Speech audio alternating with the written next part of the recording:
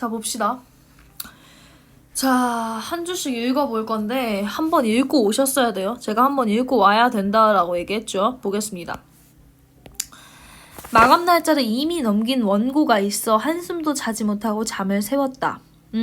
여기서 지금 뭐 글쓰기가 직업이라는데 뭐 그런 건 중요한 게 아니에요. 겨우 원고 쓰기를 마치고 기지개를 켜려는 순간 전화벨이 울렸다. 새벽같이 웬 전화지? 며칠 전부터 원고 독촉을 해대던 잡지사 기자는 아직 출근할 시간이 아니었다. 새벽이나 밤중에 걸려오는 전화는 대개 좋지 않은 소식을 전하는 때가 많아. 나는 이라고 나왔어요. 중요한 건 나는이죠. 나라는 말 나왔으니까 1인칭 주인공 시점이고 1인칭 주인공 시점의 가장 큰 특징은 뭐예요? 주관적이라는 거죠. 주관적이에요. 나는 조금 긴장한 채 수화기를 들었다. 여보세요? 거기 여자였다. 그러나 전화선을 타고 넘어온 목소리만으로는 누구인지도 모르겠고 나이를 가늠하기도 어려웠다. 나는 누구냐고 물으려다 저쪽에서 말하는 대로 내버려 두기로 했다. 네, 말씀하세요. 거기 글 쓰시는 나를 찾는 전화인 것 같기는 했다. 여자는 자신의 신분을 밝히지 않고 한참을 머뭇거렸다. 나는 이 여자가 누굴까 하며 열심히 머릿속을 더듬었으나 도무지 짐작이 가지 않았다. 잠시 침묵이 흘렀다. 여자는 여전히 자신이 누구인지 밝히지 않은 채 용건을 말했다. 돌려드릴 것이 있어서요. 뜬금없는 소리였다. 나는 잠시 멍해져서 다시 침묵했다. 여자가 잠깐 사이를 둔 뒤 더듬더듬 말했다. 20회 동안 갇혀있는 말들이에요. 라고 얘기했어요. 그러면 여기서 중요한 건 뭡니까? 지금 여자는 자신의 신분을 밝히지 않았다는 건 결국에 뭡니까? 독자들조차도 이 여자가 누군지 모르죠. 그러니까 독자의 호기심이 유발돼요.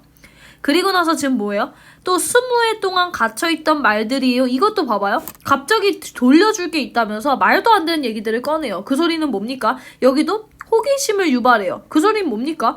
도대체 여자는 무슨 얘기를 하는 건가? 라는 얘기가 들기 때문에 여기서 둘 다 독자의 호기심을 유발한다는 거. 알 수 없는 말들이었다.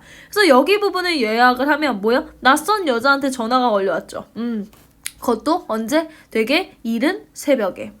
여자는 내 사정을 묻지도 않고 일방적으로 약속 시간과 장소를 정한 뒤 전화를 끊었다. 그러니까 우리가 뭐야? 만날 약속을 전했다는 거야. 일단 만날 약속이 정해졌음.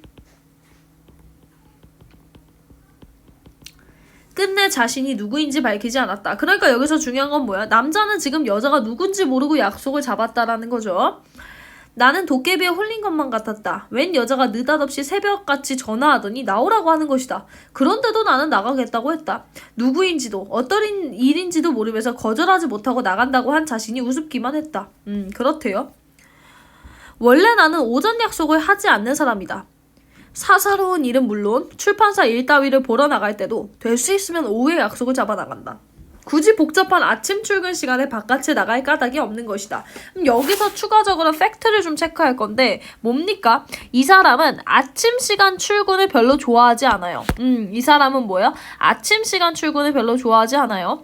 더구나 오늘은 밤을 꼬박 새우기까지 했다. 그런데도 이른 아침에 일방적인 약속을 받아들인 것이다. 라고 했으니까 뭡니까? 낯선 여자와 약속을 잡았고요. 아닌 밤중에 홍두깨지 라는 거 뭐야? 요거 속담 인용이에요. 속담이에요, 속담. 그러니까 뭐예요? 엉뚱하다라는 거죠. 나한테 돌려줄 게 뭐지? 어떤 여자지? 나는 전자우편으로 서둘러 잡지사의 원고를 보냈다. 이어 졸음을 이기느라 뻑뻑해진 눈을 손등으로 비비며 아침을 먹는 둥 마는 둥 하고 바로 옷을 챙겨 입고 여자를 만나기 위해 집을 나섰다.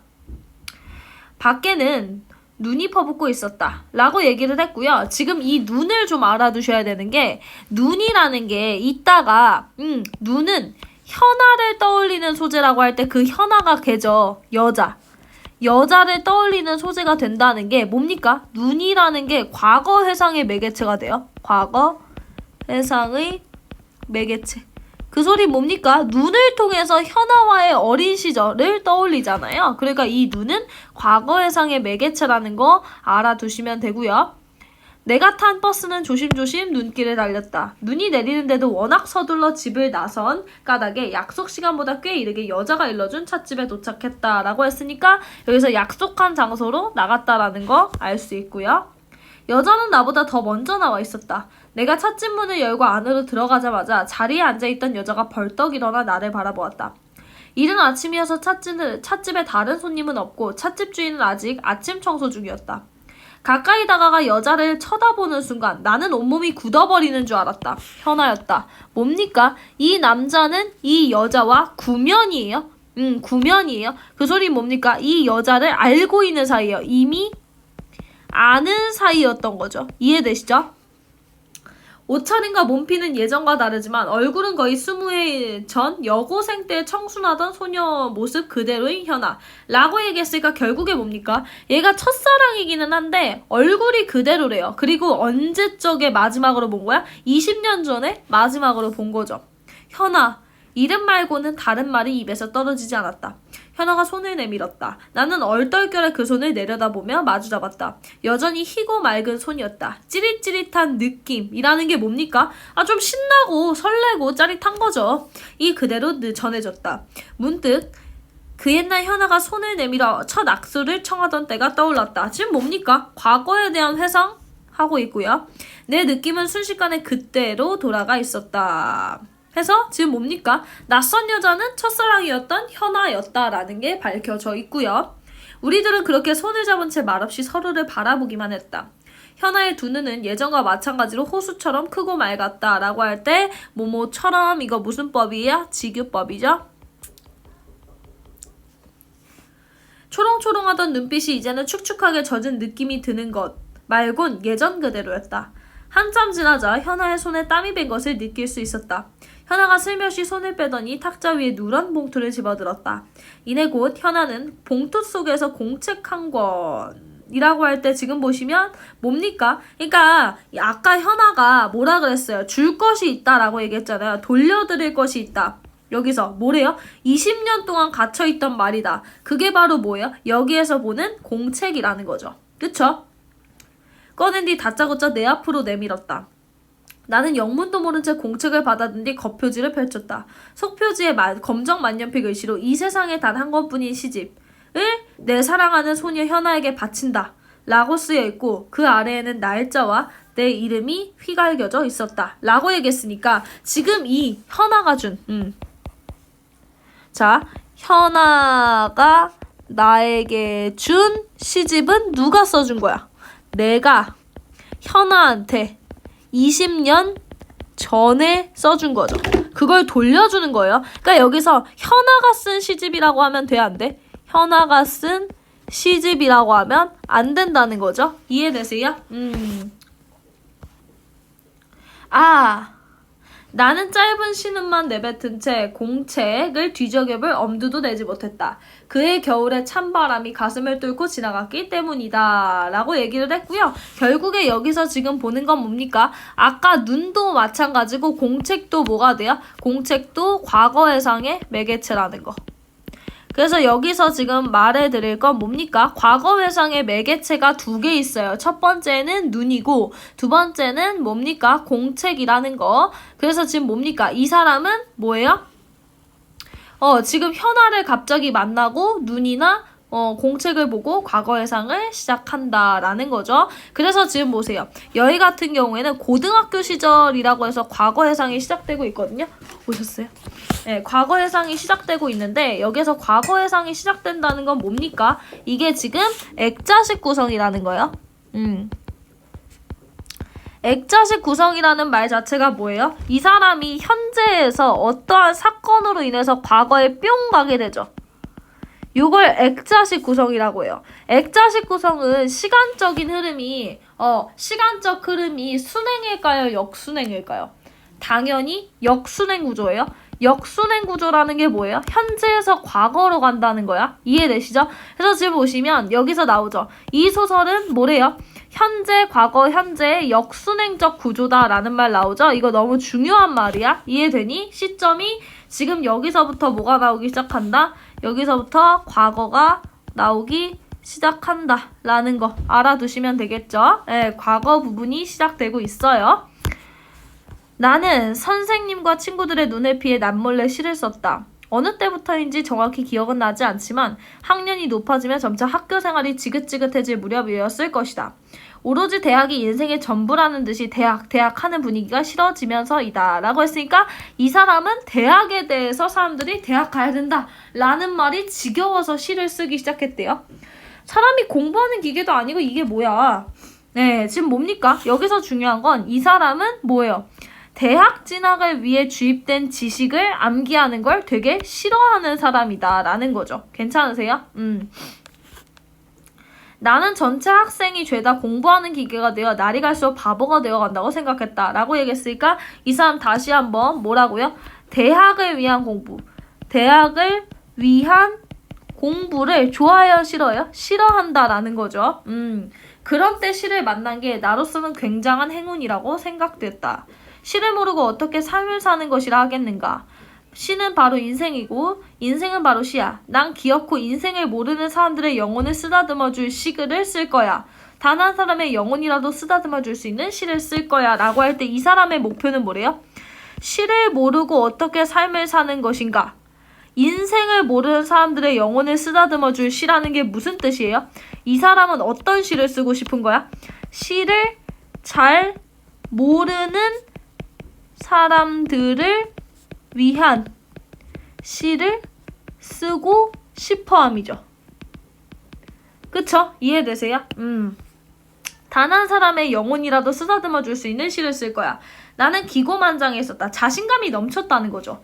나는 이미 세상을 다 알아버린 것만 같았고 그저 대학에 가기 위해 아등바등하는 학생들을 모두 좀스럽게만 느껴졌다 라고 얘기했으니까 이 사람은 시를 쓰게 된 계기가 뭐예요? 이 사람이 시를 쓰게 된 계기는 아까 얘기했듯이 시를 잘 모르는 사람들한테 시를 알려주기 위해서 그리고 나서 대학을 위해서 공부하는 걸 좋아해요? 싫어해요? 싫어한다는 거죠. 대학을 위해서 공부하는 걸 되게 비판하는 사람이에요.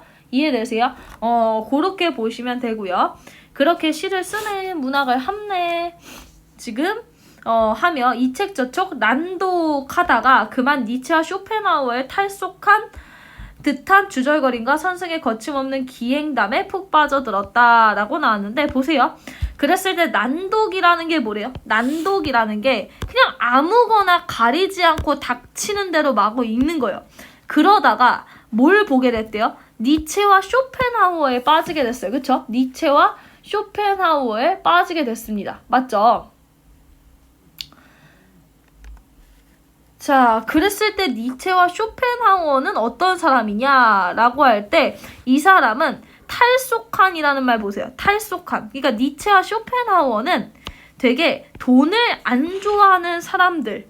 그러니까 얘가 관심을 갖게 된 게 뭐라는 거야? 이익 추구. 그러니까 뭐야? 되게 이익을 추구하지 않는 마음. 그러니까 뭔가 돈에 관심 없는 사람들의 이야기와 선승들의 거침없는 기행담이라는 게 뭐예요? 기행담이 기이한 행동을 전하는 이야기에 푹 빠져들었다 라고 했으니까 여기는 이 사람의 관심사라는 거죠. 이 사람이 관심을 갖고 있는 거 두 개죠. 뭐예요? 속세가 벗어난 이야기. 그쵸? 속세에 벗어난 이야기랑 그 다음에 넘어가셔서 뭐 있어요? 여기에서 기행담. 나의 관심사가 그랬으니 학교 공부가 제대로 될 리가 없었다 라고 얘기했으니까 지금 뭡니까? 학교 공부를 제대로 했어요? 못했어요? 못했다는 거죠. 이해되십니까? 그쵸? 넘어가실게요. 그런데도 부모님은 내가 당연히 좋은 학교, 좋은 학과에 들어갈 줄 알았다. 니는 없는 촌살림에 고등학교를 도시로까지 보냈으니까 꼭 좋은 대학 가서 출세해야 된다. 알았지? 라는 게 뭐예요? 엄마가 지금 옛날에는 이게 있었거든. 그러니까 뭐냐면 지금 여기 보세요. 없는 촌살림의 고등학교를 도시로 보냈다라는 것 자체에서 알 수 있는 게 뭐냐면 결국에 뭐예요? 얘네 나의 집안 환경이 좋아요, 나빠요? 환경이 안 좋아요. 근데 부모님은 어때요? 부모님은 공부에 대한 관심이 있어요, 없어요? 그쵸? 공부에 대한 관심이 있으니까 애를 저기 도시 고등학교를 보내주는 거죠. 이해되십니까? 그렇기 때문에 여기에서는 지금 요 정도 상황 알아두시면 되고요. 아버지는 그런 바람과 달리 나는 대학 같은 건 거들떠보지도 않았다. 그니까 대학 나와서 뭐 한다고 저러실까? 나는 밥벌이보다 더 소중한 일. 여기서 소중한 일이 아까 뭐였어? 시를 쓰는 일을 할 사람인데. 이렇게 얘기해서 이스키는 아직 대학에 대한 관심이 없다라는 거 알 수 있겠죠. 대학이라는 관심이 없어요. 그리고 뭘 하고 싶어요? 시인이 되고 싶어 하죠. 대학 입시가 코앞에 닥쳐왔지만 나는 이미 대학 같은 것은 관심을 두지 않고 뜻모를 어휘를 조합해서 탈속한 도인의 잠언적인 냄새가 그럴싸하게 묻어나는 시쓰기에 몰입했다. 그 소리 뭐냐면 여기서 그냥 이 사람이 뭐 했다는 거야? 이 사람은 이제 뭐야? 대학에 관심이 있어 없어? 그치? 대학 관심 없음. 시쓰기 관심 있음. 근데 아까 시 쓸 때 뭘 좋아한다 했어? 기행문이랑 그 다음에 돈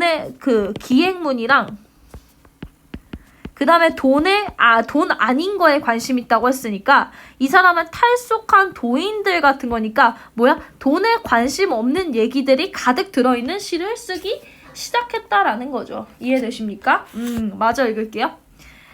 아궁이 속에서 시뻘겋게 타고 있는 너의 육신을 보았는가? 라고 할 때 지금 보세요. 요거 지금 표현법 같은 거 볼 건데 보시면 너의 육신이라는 게 나무를 의인화한 거라는 게 뭐야? 사실 육신이라는 게 뭐야? 육체를 뜻하죠. 근데 육체, 나무는 육체가 있어요? 없어요? 없죠. 나무는 육체가 없어요. 근데 나무에게 육체라고 얘기하는 거 자체가 무슨 법이라 이거야? 의인법이다 이 얘기예요. 왜요? 나무는 사람이 아닌데 사람인 것처럼 표현했기 때문에. 이해되십니까? 그렇게 봐주시면 돼요. 보았는가? 뭐예요? 의문법이죠. 검은재 몇 줌으로 남은 너의 목숨, 바로 너의 인생이다. 나무요. 뭡니까? 요거 청자 설정. 바람소리 길게 듣지 마라 라는 거 뭡니까? 지금 요 시 자체가 어떤 시인 거야? 아까 시에 대해 관심이 없는 사람들을 위한 시죠. 이해되세요? 왜냐면 이 사람이 시에 대해 관심이 없는 사람들을 위한 시를 쓰고 싶어 했으니까. 괜찮으세요? 그렇게 해서 마저 볼게요. 내가 쓴 시라고 믿기지 않을 정도로 보면 볼수록 기막힌 시였다 라고 할 때 잡아봐. 기막힌 시라는 게 자화자찬이 무슨 뜻이냐면 나는 위에 시가 마음에 들어 안 들어? 마음에 들어요. 나무여 바람소리 길게 듣지 말라니 나는 내가 시적 재능을 타고난 게 틀림없다고 믿어 의심치 않았다. 히히 누가 이런 표현을 생각이나 하겠냐? 나는 마치 신들린 듯이 시를 써갈겼다. 시를 통해 무사람들의 영혼을 쓰다듬어줄 말씀을 들려주어야만 할 것 같아서였다. 라는 게 아까 뭐예요? 제가 아까 얘기했잖아. 이 사람이 뭐 하고 싶어요? 영혼을 쓰다듬어주는 시를 쓰길 원하잖아요. 그래서 시를 막 쓰기 시작했다라는 겁니다. 시인을 부처보다도 예수보다도 공자, 맹자보다도 더 뛰어난 존재로 믿었다. 라고 얘기했으니까 이 사람은 시인을 되게 중요한 사람으로 생각하죠. 그러니 시란 마땅히 세속의 탁한 삶에 눈먼 이들에게 뭔가 그럴싸한 경구를 들려줘야 하는 것으로 알았다. 라고 얘기했으니까 이 사람은 시를 어떻게 생각했냐면 시라는 게 현실과 동떨어진 요로타고스 생각한 거야. 그 소린 뭐냐면 이 사람은 현아를 만나기 이전에 시라는 게 되게 비현실적이고 교훈적이고 돈이랑 관심이 없고 이렇게 생각했다는 거야. 이해되세요? 그러니까 시라는 게 되게 비현실적이고 교훈적이고 돈이랑 관심이 없다는 게 세속적이지 않다라고 생각한 거죠. 그래서 여기서 탈속적이라는 게 무슨 뜻이에요? 탈속이라는 게 돈이랑 관심이 없다. 잠언적, 교훈적이라는 게 무슨 뜻이야? 여기서 교훈적이다로 봐주시는 거죠. 이해되세요? 그래서 이 사람은 시를 그렇게 생각하고 시를 되게 오래 쓴 거야. 되게 열심히 쓴 거죠. 이해되세요? 그리고 나서 그때 현아를 알았다. 이제 뭡니까? 현아를 알게 된 순간부터 얘기를 하겠죠. 자, 현아는 같은 반 친구가 하숙하고 있는 집의 주인집 딸이었다. 그러니까 그 친구와 나는 고등학교 3년 내내 같은 반이었다. 그래서 둘은 겉으로나마 가장 가까이 지내는 사이. 였다. 그러니까 여기서 중요한 건 뭐예요? 겉으로나마니까 진짜 서로가 진짜 친구가 아니라 그냥 그렇게 보이는 사이라는 거죠. 여기 언제까지 할 건데? 자, 그래서 보시면 자, 지금까지 내용이 뭐였어요? 잠깐 제가 멈춰다 갔으니까 헷갈릴 수 있으니까, 그쵸? 잠깐 멈춰다 가서 이전의 내용을 얘기하면 뭐였습니까? 앞에 오셔서 보세요. 앞에 와서 갑자기 전화가 왔죠? 언제 전화가 왔어요? 새벽에 막 전화가 왔어, 그치? 새벽에 막 전화가 왔어. 그래가지고 그 다음에 누군가 해서 받았는데 그 여자가 얘기를 해요, 안 해요? 안 하죠. 안 해요. 자기가 누군지 얘기는 안 하고 다짜고짜 뭐라 그러냐면 자기가 줄 게 있다 라고 얘기를 하죠. 자기가 줄 게 있다. 그래가지고 이 여자가 누군지도 모르면서 이 사람이 만날 약속을 잡잖아요. 그쵸? 만날 약속을 잡아요. 그리고 나서 실제로 만나러 가죠. 실제로 만나러 가서 보니까 누구예요? 현아야. 현아는 누구야? 나의 첫사랑이지? 그래가지고 현아를 보면서 옛날에 내 이야기를 기억하는 거. 제가 파란색 두껍게 밑줄 칠 건데 여기부터가 과거 회상이죠. 그렇기 때문에 제가 이 소설은 액자식 구성이며 현재 과거 현재 역순행적 구조를 갖고 있는 소설이다 라고 얘기를 했고, 얘가 어때요? 얘가 뭘 원해요? 시집을 쓰기를 원하는데 어떤 시집을 쓰기를 원해요? 탈속적이고 비현실적이고 교훈적이고 돈이 담겨있는. 그래서 저기 지금 보세요. 내가 생각했던 시의 본질 부분 가셔서 보세요. 현실과 동떨어진 탈속적, 잠언적, 교훈적인 시를 쓰기를 원하죠. 그러다가 결국에는 뭡니까? 현아를 그러다가 갑자기 만나요. 근데 현아는 어떤 사람이죠? 나랑 완전히 친한 사람은 아니고 친해 보이는 사람이죠. 어느 날, 여기서부터 좀 읽을게요. 어느 날 친구 하숙집에 우연히 들렀다가 우리보다 한 학년 아래라는 현아를 보았다. 그러니까 같은 학년이 아니에요. 순간 속으로 남몰래 도인인 척했던 나 자신의 바탕이 와르르 무너지고 말았다. 검정 교복, 그리고 가는 목에 둘러진 하얀 깃, 오뚝한 코에 아침 햇살을 머금은 이슬처럼 반짝이는 눈. 나는 현아를 제대로 바라보기는커녕 숨도 못 쉴 지경이었다. 현아가 희고 맑은 손을 내밀어 악수를 청했다. 오빠, 씻은다면? 야, 멋지다. 현아가 내 손을 쥐는 순간 온몸이 찌릿찌릿하며 어지러웠다. 이어 현아가 손을 가볍게 흔들기까지 하자 내 몸은 다 흔들리는 것 같았다. 아니, 발 딛고 서 있는 바닥까지 흔들리는 것 같고 급기야 지구가 흔들리고 온 세상이 다 흔들리는 것 같았다 라고 얘기해서 여기 지금 알아둬야 될 거 뭐예요? 보시면 뭐야? 점층법 사용하고 있죠? 점층법이 뭐야? 온몸, 바닥, 지구, 온 세상이라고 해서 지금 내가 첫사랑에 빠진 것을 점층법으로 표현하고 있습니다. 친구가 현아에게 내 얘기를 한 적이 있는지 현아는 내가 씻는다는 것을 알고 있었다. 나는 애써 티를 내지 않았지만 친구는 내가 하는 짓을 눈치채고 있었던 모양이다. 여기서 알 수 있는 거는 연재야. 뭘 알 수 있어? 나는 친구들에게 시를 쓴다는 사실을 말했어요, 안 말했어요? 말했어, 안 말했어? 안 말했다라는 거죠. 그쵸? 나는 얼굴이 화끈거려 제대로 대답조차 하지 못했다 라는 게 뭡니까? 여기서 지금 보시면 얼굴이 화끈거렸다는 게 무슨 뜻이에요? 몰래 시를 쓰고 있다는 사실을 남들이 알고 있다는 거에 부끄러움을 느낀 거죠. 오빠, 교과서에 나오는 시는 뜻도 알쏭달쏭하고 재미도 없잖아. 그런 시 말고 사람들의 마른 가슴을 촉촉하게 적셔줄 수 있는 시를 써봐. 그러니까 뭐야? 옛날에 나라는 인물은 시를 어떤 걸 썼지? 교훈적이고 자만적이고 탈속적인 시를 썼었잖아. 그치? 그래서 생각보다 되게 어려운 시를 썼어. 근데 현아가 이런 나한테 뭐라고 얘기했냐면 좀 뭐라 그랬어요? 여기서 재미가 없잖아. 그런 시 말고니까 일단 재미도 있고 교훈도 있는 그런 시를 써달라 라고 얘기를 한 거죠. 그쵸? 그래서 뭐예요? 촉촉하게 적셔줄 수 있는 시가 무슨 뜻이야? 감동을 주는 시를 써줘 라고 얘기를 한 거죠. 나는 뭔가 단단한 것으로 뒤통수를 한 대 맞은 기분이었다 라는 게 뭡니까? 결국에는 옛날에는 세상과 동떨어진 것이 시라고 생각을 했죠. 그게 내가 생각하는 시였어. 근데 현아의 말을 듣고 나니까 시는 뭐라고 생각한 거야? 감동을 줄 수 있는 내용을 담아야 한다는 걸 깨달았기 때문이야. 그러니까 뭐야? 현아는 나에게 깨달음을 주는 존재였던 거죠.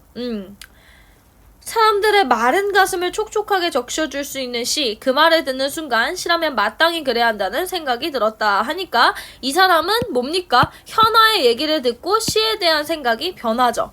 그 뒤 나는 그다지 볼 일도 없으면서 틈이 날 때마다 친구 하숙집, 아니 현아네 집을 들렸다. 뭡니까? 현아에게 지금 빠져 있으니까 현아를 보기 위해서 계속 돌아다닌 거죠. 스스럼 없고 싹싹한 소녀라고 할 때 지금 보세요. 여기에서 현아의 성격을 직접적으로 제시함이라는 게 뭐냐면, 자, 여기서 알려드릴게요. 자, 제가 빨강색으로 얘기할 건데, 성격의 제시. 그러니까 어떤 인물의 성격을 제시하는 건 직접적인 게 있고, 그 다음에 간접적인 게 있어. 그러면 보세요. 그러면 지금 걔는 착해 라는 거, 아니면 걔는 심성이 고와 라는 거는 뭡니까? 그것은 뭐예요? 직접적인 거예요. 왜요? 직접적인 거인 이유는 뭐야?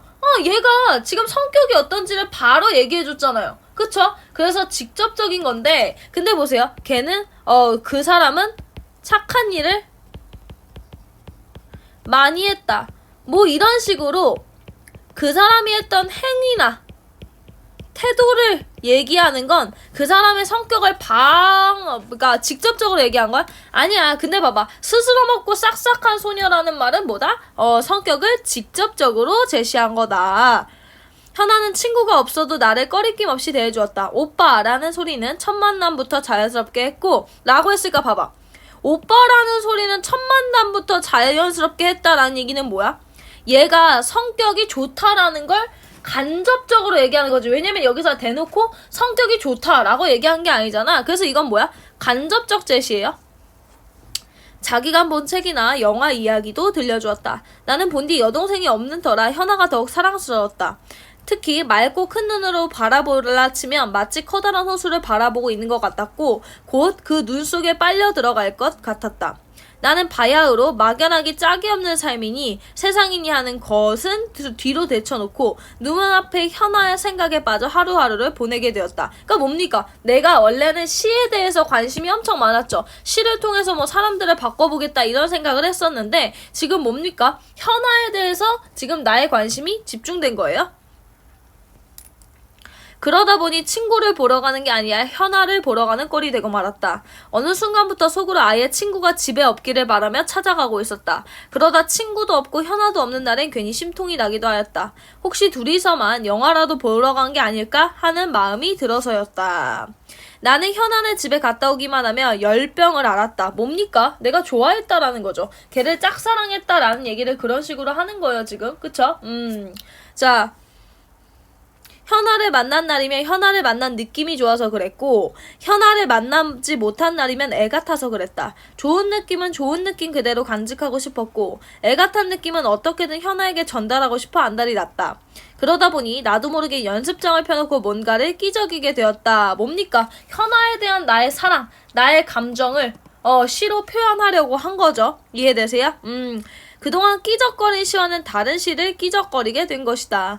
막연히 내 멋대로 세상에 대해 내뱉는 관념적이고 추상적인 말이 아니라 구체적인 대상을 두고 절실하게 애를 태우는 감정이 그대로 묻어나 있는 말들이 튀어나왔다. 했으니까 현아를 만나고 나서 내가 쓰는 시의 종류가 달라졌죠. 그때부터 나는 연애 감정보다 더 소중한 감정은 이 세상에 없는 거라고 여기며 열심히 연애시를 써가야겠다. 어느 순간이 지나자 연습장에 따로 쓸 필요도 없었다. 공책 한 권을 마련하여 1년 번호까지 매긴 뒤 바로 시를 썼다. 며칠 지나지 않아 공책 한 권이 아주 감동스러운 연애시로 그득해졌다. 다시 읽어봐도 구구절절이 명시였다. 특히 현아를 처음 만났을 때의 느낌을 그린 시는 몇 번을 다시 들여다보아도 그럴듯했다. 뭡니까? 이 사람은 지금 내가 현아를 만나고 나서 썼던 시들을 좋아하고 있죠. 되게 좋은 시다. 잘 쓴 시다. 라고 해서 지금 보세요. 소녀의 눈은, 자 보세요. 표현법 볼 거예요. A는 B다. 무슨 법이에요? 은유법이죠. A는 B다. 은유법. 햇살이 내리쬐면 호수가 반짝입니다. 금빛으로 은빛으로 하니까 이거 뭐예요? 색채 이미지죠?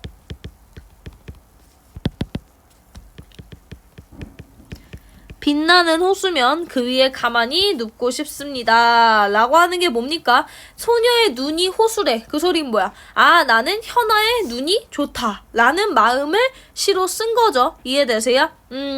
그래서 여기서 나오는 건 뭡니까? 여기서 나오는 거 보시면 시각적이라는 거야. 왜 그렇지? 색채 이미지가 있으니까 시각적이라는 거.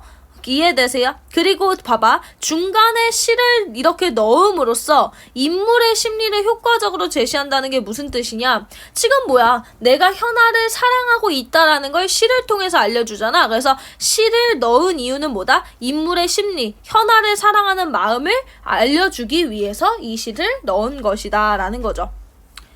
시가 공책의 마지막 장까지 채워진 날 나는 하루 내내 방구석에 처박혀 공책 표지를 내 나름대로 멋지게 꾸미고 공책의 속지 여백과 간단한 그림도 그려 넣었다. 그야말로 이 세상에 한 권뿐인 수제품 시집을 만든 것이다. 그런 뒤 현아에게 주기 위하여 자취방을 나섰다. 아직 어두워지기 전이었다. 마치 시집 완성을 축하해주기라도 하듯이 소담스러운 눈이 펑펑 쏟아지기 시작했다.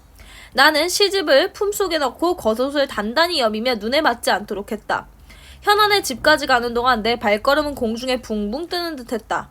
뺨에 와닿는 눈이 차갑게 느껴지지도 않았고 머리에 쌓이는 눈이 거추장스럽게 느껴지지도 않아 일부러 털어낼 필요가 없었다. 라고 하니까 뭡니까? 드디어 시집을 만들었고 시집을 현아한테 주러 가는 거죠. 현안의 집 골목 어귀에 들어섰을 때였다. 눈 위에 발자국 네 개야. 그러면 여기서 이미 불안해야지. 왜? 지금 주인공이 뭐 주러 가는 거야? 시집을 주러 가죠. 시집이 뭐야? 사랑하는 나의 마음. 근데 발자국이 넷이라는 건 현아가 지금 누구랑 있다는 거야? 현아가 다른 사람과 있다는 거거든. 그쵸? 그러니까 지금 불안한 거예요. 찍혀 있었다. 남자 신발과 여자 신발 한 쌍이었다. 거봐. 남자랑 있는 것 같은 느낌이 드는 거야. 왜? 남자 신발이랑 여자 신발 한 쌍이니까. 눈은 발자국 위에도 쏟아져 내렸지만 발자국은 쉽게 지워지지 않았다. 발자국은 현안의 집으로 이어져 있었다. 나는 불현듯 이상한 느낌이 들었다. 뭡니까? 질투심이 막 지금 오지는 거야. 혹시 둘이서 눈맞이하다 들어간 게 아닐까? 친구랑 현아 둘이서 눈이 내리는 밖에서 놀다가 들어간 것만 같았다. 가슴이 마구 뛰며 방망이질을 했다. 설렌 거니? 아니에요. 지금 뭐야? 기분이 매우 나쁘고 불안한 거죠. 내가 되게 신났어. 아, 나 이 시집 현아한테 줘야지 생각했는데 지금 뭐가 된 거야? 기분이 지금 되게 불안해진 거지. 아, 얘가 지금 뭐 사랑하는 애가 있나? 남자랑 지금 같이 있는 것 같은데? 이런 느낌이 막 드는 거예요. 순간 얼른 뛰어가 아직 두 사람이 마당에 있는지 어떤지를 확인하고 싶어졌다. 거의 뭐 바람 피는 걸 잡는 남자친구 같은 느낌이네요. 그쵸? 그래요. 자, 그래서 마저 읽을게요. 보시면 그런가 하면 둘이서 함께 있는 것을 참아볼 수 없을 것만 같아 오늘은 이만 돌아갈까 하는 마음이 들기도 했다. 이럴까 저럴까 마음의 갈피를 못 잡으면서도 라는 게 무슨 소리예요? 그러니까 얘가 과연 진짜 남자애를 내가 그 사실을 확인하는 그런 거야. 바람피는 그러니까 내 남자친구가 바람을 펴. 내 남자친구가 바람을 펴. 그러면 이제 무슨 생각이 드냐면 이거를 내가 제대로 잡으러 가야겠다 라는 생각이 들기도 하지만 아니면 그 사건을 보고 싶지 않기도 해. 그런 느낌이죠. 이해되세요? 그래요. 그렇지만 어쨌든 내적 갈등이라는 게 그래서 여기서 나오는 거야. 뭐야? 그 실제 현실을 확인하고 싶기도 하고 그렇지 않기도 하다는 거. 그래서 내적 갈등은 뭐야? 두 가지 중에 고민하는 거야.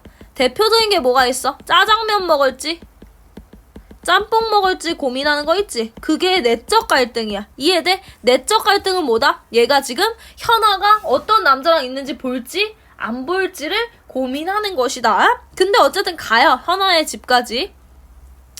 나는 두 눈을 꼭 감고 열린 대문 안으로 들어갔다. 처마미 섬들 위에서 눈을 털고 있는 이는 친구와 아주머니 한 분뿐이었다. 그러니까 뭡니까? 현아가 아니라 이 남자 친구랑 그 다음에 아주머니가 지금 있었던 거죠. 그러니까 나의 상상과 다르게 현아가 친구랑 있던 게 맞아요? 아니에요? 아니라는 거죠. 이해되세요? 나는 가슴을 쓸어내렸다. 다행이죠. 왜요? 내가 좋아하는 여자애가 다른 남자애, 내 친구랑 지금 있던 게 아니니까. 그쵸? 다행이에요. 그래서 지금 보세요. 나의 심리 변화 어때요? 기쁘죠? 설레죠? 왜요? 내가 시집을 현아한테 주려고 하니까. 그리고 불안해요. 왜요? 아, 신발을 봤는데 남자 거 하나 여자 거 하나야. 얼마나 불안하겠어. 현아라는 애가 지금 나 말고 다른 남자랑 있는가? 하는 게 불안하죠. 이해되세요? 그렇고 나서 그 다음에 안도는 뭐야? 아, 현아가 남자애랑 있던 게 아니라 아줌마가 남자애랑 있으셨던 거구나 라는 마음이 드니까 지금 뭡니까? 불안함이 사라진 거죠. 이해되세요? 그렇게 봐주시면 되죠. 자, 친구가 아주머니를 소개했다. 우리 어머니셔. 내일 친척 결혼식이 있어서 시골집에서 지금 오셨어. 하필 눈이 많이 내리는 날 오시느라 나는 아주 공손하게 인사를 했다. 내가 어른들한테 인사를 할 때 최대한 갖출 수 있는 자세를 취하면서 말이다. 속으로 웃음이 나왔다. 얼굴이 화끈거렸다. 왜 그럽니까? 아, 다행이지. 내가 좋아하는 애가 지금 남자애랑 있는 게 아니라는 거에 굉장한 다행을 느끼는 거죠. 이해되세요?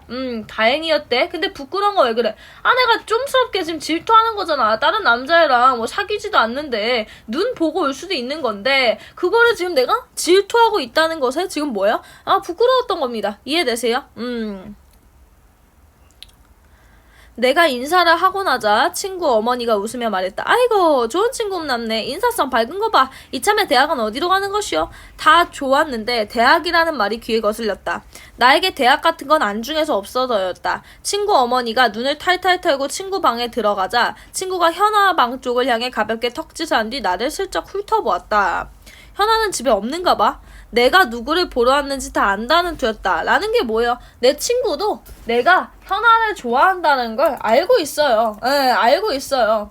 그렇기 때문에 친구도 지금 뭐 모른다 라는 말 나오면 답이 아니에요? 아니라는 거죠. 친구도 내가 현아를 좋아한다는 사실을 이미 알고 있습니다. 알고 계시죠? 이런 거 약간 사실 파악들 잘 하셔야 돼요. 그래서 제가 계속해서 내용 여러 번 읽어라 하는 게 연지야, 너는 기본적으로 내용 파악이 안 되는 상황에서 뭘 자꾸 외우면 안 돼. 알았죠?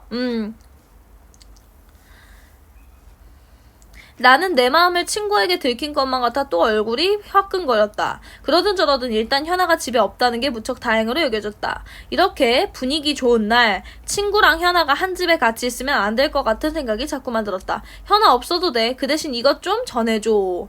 내가 품에서 수제품 시집을 꺼내 친구 앞에 내밀자 친구는 그걸 받아 물끄러미 내려다보았다. 라는 게 뭐냐면 여기서 중요한 게 뭐야? 친구도 현아를 좋아해. 그래서 뭡니까? 지금 뭐냐면 친구도 내적 고민이 생기는 거야. 어떤 고민이 생기는 거야? 시집을 현아한테 주어야 될지 말아야 할지에 대한 고민이 담기는 거죠. 나는 친구가 그 시집을 계속 내려다보고 있는데도 서둘러 현아 집을 뛰쳐나왔다. 괜히 친구에게 속을 보인 것 같아 너무나 어색했기 때문이다. 눈길을 되짚어 나오다 보니 현아 집으로 이어진 발자국 위에 눈이 제법 두텁게 덮여 있었다. 발자국을 볼 때마다 웃음이 픽픽 새어나왔다. 한순간이지만 여자 신발 자국을 현아 것으로 생각한 게 우스워서였다. 오빠! 쏟아지는 눈을 피하느라 고개를 숙인 채 혼자서 실없는 웃음을 지으며 골목길에 빠져나오는데 현아가 나타난 것이었다. 현아? 어디 갔다 와? 나는 뜻밖의 현아를 만나자 제대로 말도 하지 못하고 더듬거렸다. 현아는 온통 눈을 뒤집어 쓴 채 두 손을 모아 어린아이가 엄마에게 반갑게 달려들 때처럼 손을 활짝 펼치며 들뜬 목소리로 말했다. 오빠, 눈사람 만들래? 현아는 벙어리 장갑을 끼고 있었다. 나는 바지 호주머니에 두 손을 푹 찌른 채 멍하니 있었다. 꿈인지 생신지 모를 일이었다. 나는 현아랑 눈사람을 만들고 싶었다. 그러나 곧 고개를 저었다. 그보다는 먼저 현아가 내 시집을 받아서 읽어봤으면 하는 마음에서였다. 그러니까 뭐야? 눈사람을 만들고 싶었다라는 거 알고 계셔야 돼요. 왜요? 얘는 눈사람을 만들기 싫어서 거절했다가 아니라 눈사람을 만들고 싶지. 눈사람을 만들고 싶은데 그것보다 얘가 중요하다고 생각하는 게 뭐야? 내가 선물한 시집을 빨리 집에 가서 봤으면 하는 거잖아요. 그쵸? 아니, 어쩌면 장갑을 끼지 않은 내 맨손을 드러내고 싶지 않았는지도 모른다. 하니까 지금 뭡니까? 여기서 두 번째 이유는 뭐예요? 일단은 시집을 받아서 읽어봤으면 하는 마음이 첫 번째고 두 번째는 내 맨손이야. 왜 맨손이 창피한 거냐면 얘가 가난한 자취생이잖아. 그러니까 엄마 아빠가 도시로 애를 보냈지만 시골 출신이란 말이야. 그러니까 현아는 벙어리 장갑을 낄 수 있지만 얘는 돈이 없어서 맨손인 거야. 추운데도. 그러니까 지금 요거 맨손이 창피한 거야. 얘는 창피하니까 지금 그거를 안 보여주고 싶은 마음도 있는 거죠. 그래서 나는 엉뚱한 말을 내뱉고 말았다. 응, 나도 그러고 싶은데 바쁜 일이 있어서 그만 가야 돼. 아까와 마찬가지로 나는 더듬거렸다. 갑자기 내가 바보가 되어버린 게 아닌가 싶었다. 현아랑 자연스럽게 어울려 눈사람도 만들고 친구한테 시집을 맡겼으니 받아 읽어보라는 말도 하면 될 텐데 끝내 하지 못했다. 결국엔 뭐냐면요. 나중에 시집이 실제로 현아한테 안 전해져요. 친구가 전해주지 않아요. 그러니까 얘가 말을 해줬으면 전해졌을 수도 있는데 안타깝죠. 그쵸? 현아가 뭐라고 하는지 어떤지는 살펴볼 겨를도 없이 나는 마구 눈속을 띄었다. 뒤통수가 근질근질했다. 눈이 멈추고 며칠이 지났다. 나는 현아가 내 시집을 받고 어떤 반응을 보였을까 궁금해서 안달이 났다. 그러나 다른 때와 달리 현아네 집에 가보기가 망설여졌다. 뭐야? 현아가 시집 족같아 이럴까봐 무서운 거죠. 학교는 이미 겨울방학이어서 친구를 학교에서 볼 일도 없었다. 몇 번씩이나 현아 집 골목을 들어섰다 발길을 돌리곤 했다. 오다가다 우연이라도 현아를 만나기 바랬지만 그런 기적은 일어나지 않았다. 현아에게 아무런 반응도 못 받은 나는 더 이상 시를 쓸 수 없었다.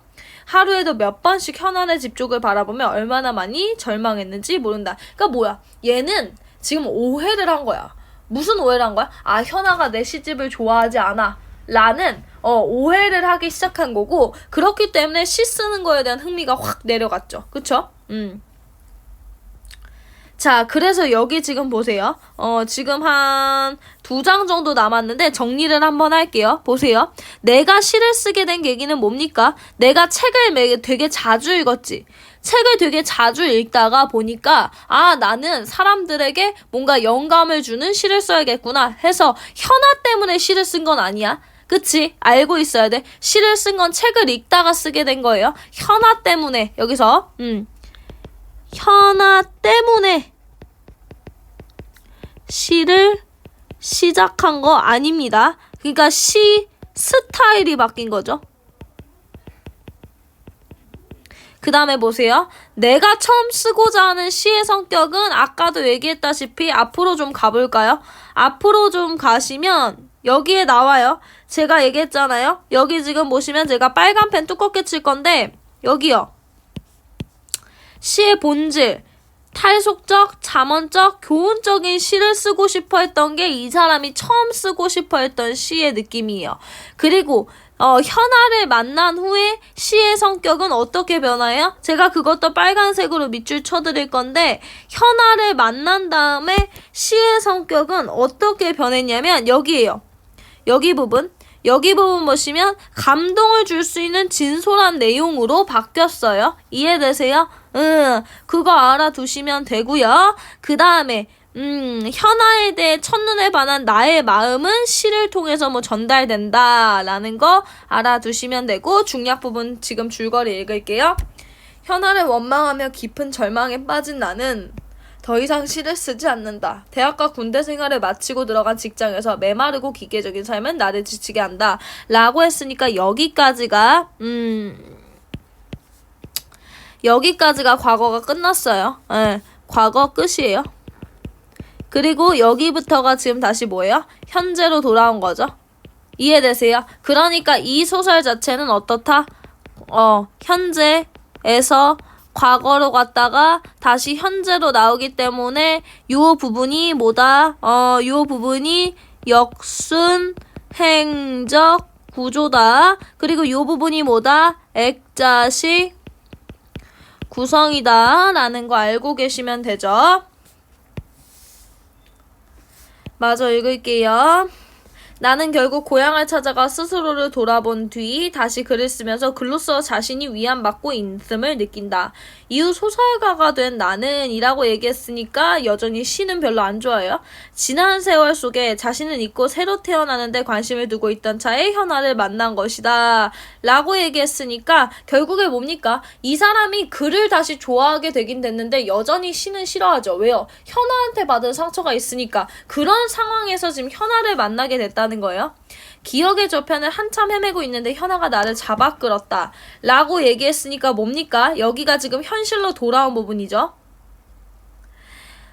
앉아서 차 한잔해요. 그때서야 비로소 청소를 마친 찻집 주인이 건성으로 신문을 뒤적이며 계속 우리를 힐끔힐끔 바라보는 게 느껴졌다. 자리에 앉아서도 우리들은 한참 동안 침묵을 지켰다.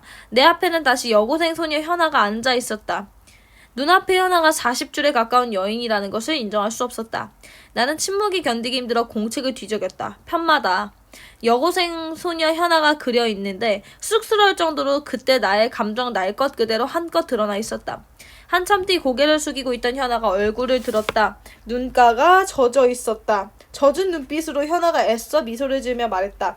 그동안 나 미워했지요? 라는 게 뭐냐면 현아가 시집을 바로 받은 게 아니에요. 현아가 시집을 바로 받았으면 얘기를 해줬겠지. 뭐 오빠 시가 좋아요 이런 얘기를 해줬을 텐데 현아가 시집을 바로 받은 게 아니야. 그러니까 친구가 준 게 아니라고. 그러니까 현아도 답변을 못했을 거 아니야. 뭐 받은 게 없는데 어떻게 답변을 하겠어. 그러니까 나중에 뒤늦게 받았으니까 미안한 거야. 그동안 내가 시집에 대해서 얘기 안 해줘서 좀 슬펐죠? 이런 얘기 한 거죠. 나는 아무런 말도 떠오르지 않았다. 내가 현아를 미워했을까? 그러나 지난 세월 동안 애써 잊으려고 한 게 꼭 미움 탓은 아니라는 생각이 들기도 했다. 그럼 내 생각과는 상관없이 현아가 단정적으로 말했다. 많이 미웠을 거예요. 역시 나는 할 말이 없었다. 근데 여기서 중요한 건 뭐야? 나는 얘를 미워하지 않아요. 계속 공책을 뒤적거렸다. 시는 이제 눈에 들어오지 않고 시집을 가지고 현아네 집에 갔다가 돌아올 때 만났던 눈을 뒤집어 쓰고 귀가하던 현아의 모습만이 공책의 장에 어른거렸다. 현아가 더듬거렸다. 남편이 죽었어요. 어? 나는 외마디 소리 말고는 달리 할 말이 없었다. 현아의 남편이 누군지도 모르는데 뭐라고 하겠는가. 현아가 다시 더듬거렸다. 남편의 유품을 정리하다 보니 그니까 뭡니까? 남편이 누구였냐면 그 친구야. 친구. 야 진짜 얄궂지 않니? 그러니까 친구가 내가 현아를 좋아해서 시집을 전해달라고 했는데 그건 전해주지도 않고 현아랑 나중에 결국에 잘 돼서 결혼한 거야. 그러니까 뭡니까? 남편의 유품, 남편이 죽고 나서 그 남편이 남기고 갔던 거를 살펴보니까 거기에 시집이 있는 거지. 그러니까 뭐야? 현아의 남편이 누구예요? 고등학교 시절에 그 친구인 거야. 뭐라고? 놀랬죠? 남편이 죽고 나서라니. 그러면 그 친구 녀석이 현아 남편? 아, 그 녀석도 현아를 좋아했구나. 순간적으로 그때 상황이 재빠르게 재구성되었다 라고 했으니까 결국에 뭡니까? 이제 알게 된 거지. 아, 내 친구가 시집을 안 줬구나. 현아한테. 왜? 현아를 누구도 좋아하니까? 친구도 좋아하니까. 그쵸? 내 수제품 시집이 현아에게 전달 안 된 것은 어쩌면 아주 당연한 일이었다. 그런데 그 친구는 시집을 왜 내게 다시 돌려주지도 않고 없애버리지도 않았을까? 미안해요. 이 세상에 단 한 권뿐인 시집을 이제야 돌려드리게 되어서. 그때 받았으면 바로 돌려들었을 텐데. 그러니까 뭐야? 그 당시에도 현아는 얘를 별로 안 좋아했어요. 시집 속의 말들이 20회 동안이나 갇혀있으느라 무척 힘들었을 거예요. 그래서 이렇게 돌려드리려고. 오빠가 글 쓰는 작가가 된 건 알고 있었어요. 우연히 신문에서 오빠 이야기를 읽었거든요. 그래서 늦게라도 시집을 꼭 돌려드리려고. 현아 입에서 오빠라는 소리가 자연스럽게 2번씩이나 나왔다. 그 말을 듣자 마른 침이 목으로 넘어갔다. 아, 그런데 나는 무엇이, 아니 누가 20년 동안 갇혀있는 것인지 알 수 없었다. 나는 공책을 다시 현아 쪽으로 슬며시 내밀었다. 뭡니까? 결국에는 자기 시집이 아니라는 거죠. 내가 쓰기는 했지만 누구를 위해서 쓴 거야? 현아를 위해서 쓴 거지. 그러니까 내가 가져갈 필요가 없다라고 생각한 거죠. 그리고 나서 죄송해요. 참으며 말했다. 까지 나오고 끝인가요? 제가 알기로 끝이 아닌 걸로 아는데. 끝이 아닌 걸로 아는데 일단은 저한테 프린트가 요거밖에 없어서 뭐 설명하는데 어렵지는 않을 것 같아서 그냥 설명할게요. 보세요. 성장소설이라는 게 누구의 성장소설이냐면 나라는 인물, 소설가 내가 성장하는 소설이야. 왜 그래? 내가 현아를 만나기 이전에는 어땠어? 시를 되게 어려운 걸로 생각했어. 그러니까 되게 교훈적인 걸로 생각했는데 현아를 만나고 나서부터 시를 되게 사실적이고 감동이 있는 거라고 생각을 했단 말이야. 그래서 1차적으로 어릴 때 현아를 만났을 때 나는 성장했고, 두 번째는 또 언제 성장했냐면 현아가 시집을 갖고 와서 나한테 돌려주었을 때 이제 더 이상 내가 시를 무서워하지 않게 됐잖아. 그래서 성장 소설이고요. 그 다음에 지금 보면 여기서 현재, 과거, 현재의 역순행적 구성이라는 거 알아두시면 되고요. 그래서 제가 뭐라고도 얘기했어요? 액자식 구성이라고도 얘기했죠. 액자식 구성이 뭐야? 현재에서 어디로 가는 거야? 과거로 가는 거예요. 자, 그 다음에 지금 보시면 내가 현아를 만났어요. 처음에 현아를 만나서 시집을 만들어서 현아 그러니까 친구한테 부탁했는데 현아가 반응이 없으니까 내가 되게 절망했지. 그러다가 결국에는 글을 다 쓰고 나중에 알게 되는 사건까지 나오는 거고요. 그랬을 때 보세요. 내가 시를 쓰게 된 계기는 뭡니까? 현실에 대해서 부정적으로 인식해요. 공부를 대학을 위해서 하는 공부에 대해서 되게 비판적으로 인식해요. 그러니까 나는 대학을 위해서 공부하기 싫다 이거야. 그러면서 뭘 읽기 시작하지? 니체와 쇼펜하우어를 읽고 그 다음에 선승들에 대한 얘기를 읽어. 그리고 나서 내가 쓴 시들은 어때? 현실과는 관련이 없어요. 그러한 어떤 시? 탈속적이고 교훈적이고 자만적인 시들을 쓴단 말이야. 그런 것들을 통해서 뭐예요? 인생을 모르는 사람들의 영혼을 쓰다듬어 줄 시를 써요. 그쵸? 근데 현아를 만나고 나서부터는 뭐에 대한 시를 쓰기 시작해요? 구체적인 시고 현실에 기반을 둔 시를 쓰기 시작한다. 그래서 현아를 만난 후에 이 사람의 시적 경향성이 바뀐다라는 거죠. 그 다음에 눈이라는 거 어때요? 눈은 시집을 완성하고 나서 봤기 때문에 되게 기쁨에 대한 얘기고 눈이의 발자국은 뭐예요? 불안감에 대한 얘기가 되는 거죠. 그래서 그 당시 심리 변화가 어때? 기쁘고 설렜다가 발자국 보고 불안했다가 발자국이 친구 엄마랑 친구구나 해서 안도하는 것까지. 그리고 벙어리 장갑과 맨손은 뭐였어요? 벙어리 장갑은 뭐였습니까? 맨손은 가난한 거죠. 그리고 벙어리 장갑은 부자다. 그래서 뭐다? 대조가 나타난다. 그래서 내가 무엇을 거절해요? 내가 이게 창피해서 눈사람 만들기를 거절한다까지 알고 계셔야 됩니다. 자, 그 다음에 여기서 내 시집이 전달 안 된 이유는 뭡니까? 일단은 현아한테 내가 시집 맡겼어 라는 얘기를 안 했어요. 그리고 뭡니까? 현아네 집에 못 가봤어. 그리고 겨울방학이어서 친구한테도 못 물어봤어. 그리고 우연히 현아를 못 봤어. 그래서 결국에 뭡니까? 내가 시를 못 쓰죠. 왜요? 현아한테 버림받았는데 현아가 내 시를 좋아하지 않는데 내가 시를 왜 써? 했죠. 그래서 20년 동안 갇혀있다는 게 무슨 뜻이었어요? 내 사랑이 내 시집이 남편이 보여주지 않았기 때문에 볼 수 없었다 라는 것까지 해서 일단은 요렇게 하시고요. 우리 문제를 한번 풀어볼까 싶은데요. 지금 문제를 하나 풀어볼까 싶습니다. 문제를 지금 풀어볼 거라서 제가 문제를 잠깐 다운할게요. 기다려보세요.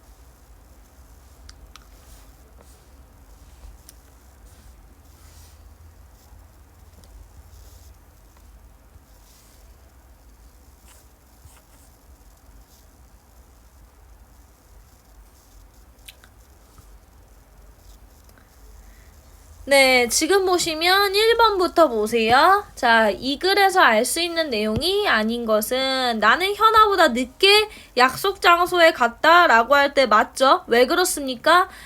여자가 여기 보세요. 여자는 나보다 먼저 나와 있었다라고 얘기했으니까 1번 맞고요. 2번 보세요. 나는 고등학교 시절 그쵸? 대학만을 목표로 삼는 것을 싫어하였다. 그래서 공부를 안 하잖아요. 그 다음에 나는 여자를 가까이서 보는 순간 그녀가 현아의 현아임을 한눈에 알아보았다. 맞는 얘기고요. 나는 오랜만에 만난 현아와 악수를 하며 그녀와 마지막 악수를 하던 때를 떠올렸다 라고 할 때 아니죠. 내가 악수를 하면서 갑자기 무슨 생각을 하기 시작하냐면 여기 보세요. 처음에 마지막엔 악수를 하지 않아요. 그래서 뭡니까? 그녀와 마지막 악수를 했던 적이 없습니다. 과거에. 이 악수는 언제 한 거야? 처음 만났을 때. 처음 만났을 때 한 악수고요. 그리고 나서 지금 오랜만에 만난 현아랑 악수를 하고 나서 무슨 생각을 합니까? 고등학교 시절에 대한 생각을 해요. 그렇기 때문에 답 4번. 현아로부터 받은 공책의 속표지를 보는 순간, 그쵸? 그 공책이 내가 만든 시집이라는 걸 깨달았죠. 이런 식으로 문제 푸시면 되는데 지금 기억도 한번 해볼까요? 기억 보시면 뭡니까? 나는 뒤통수를 한데 얻어맞는 기분이 들었다. 뭡니까? 깨달음을 얻게 된 거죠. 내가 원래 이전에는 되게 교훈적이고 비현실적인 시들을 쓰기를 원했는데 현아를 만난 순간부터 시를 어떤 걸 쓰기 시작해요? 되게 현실적이고 감동적인 시들을 쓰기 시작하잖아요. 그래서 기억은 뭔가 되게 뭡니까? 되게 정콕을 얘는 몰라도 되겠네. 걔 몰라도 되고. 자, 3번 풀어볼게요. 3번은 답을 제가 노란색으로 체크할게요. 점층법 어디 나왔죠? 점층법 어디 나왔어요? 점층법은 그 흔들린다 부분 가시면 되는데 여기 보세요. 여기 보시면 내 온몸이 흔들린다? 아니다. 바닥이 흔들린다? 지구가 흔들린다? 온 세상이 흔들린다? 라고 해서 점층법은 요 부분이다. 그러면 물어볼게. 점층법이라는 게 뭐냐면 점점 더야. 그러니까 봐봐. 내 발이 흔들리다가 땅이 더 크지? 땅이 흔들리다가 지구가 흔들린다. 뭐예요? 점점 더 커지죠? 요런 걸 점층법이라고 합니다. 이해되시죠?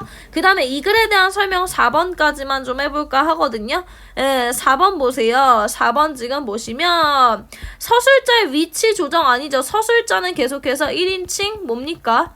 주인공 시점이죠. 그 다음에 비현실적인 사건들이 아니라 실제 경험 사건들이기 때문에 아니고요. 그 다음에 서술자인 내가 겪은 이야기. 근데 관찰 아니죠. 실제로 겪은 이야기죠. 그래서 답 몇 번이에요? 2번. 1인칭 주인공 시점에 그러면 주관적이다 라고 해서 답 2번 나오시면 됩니다. 이런 식으로 문제 풀어오시면 돼요. 숙제 문제 풀어오시면 됩니다. 고생하셨어요. 일단은 근데 중요한 건 뭐냐면 이거 소설 3-4번씩 읽어서 얘가 어떤 내용을 담고 있는지 팩트 체크 잘 하셔야 돼요. 아셨죠? 오케이.